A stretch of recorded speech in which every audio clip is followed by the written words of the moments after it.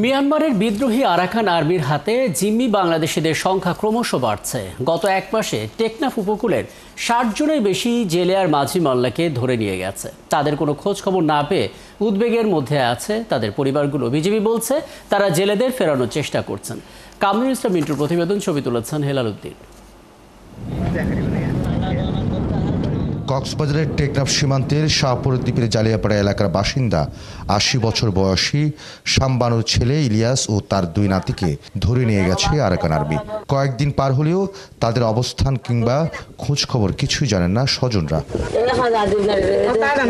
শুধু ইলিয়াস নন, গেল এক মাসে শাহপুর দ্বীপ ও সাবরাং উপকূল থেকে অন্তত ৬৩ জন মাঝি মাল্লাকে ধরে নিয়ে গেছে সশস্ত্র বিদ্রোহী আরাকান আর্মি। নিখোঁজ স্বজনদের খোঁজ না পেয়ে উদ্বেগে দিন কাটাচ্ছে বহু পরিবার।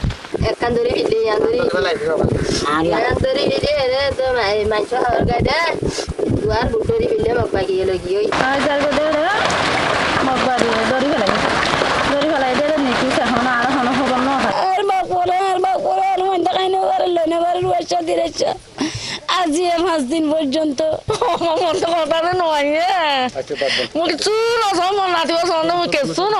জেলেদের অভিযোগ, বিদ্রোহী আরাকান আর্মিকে খাদ্যপণ্য ও সরঞ্জাম সরবরাহ না করায় তাদের টার্গেট করছে। ধরে নিয়ে যাচ্ছে জেলেদের, লুট করছে মাছ ও জাল নৌকা। এতে নাফ নদী ও বঙ্গোপসাগরে মাছ ধরা এখন অনিরাপদ হয়ে পড়েছে।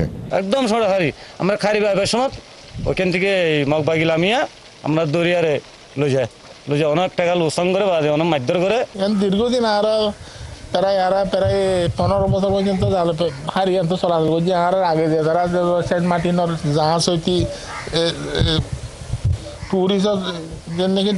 টুরিস্ট যাই তো হারিবে চলাচল, তার কোনো বিকল্প হারি নেই। বিজিবির Ramu sector commander colonel Mohiuddin Ahmed জানান, মিয়ানমারের আরাকান অংশে বর্তমানে কোনো সরকার নেই।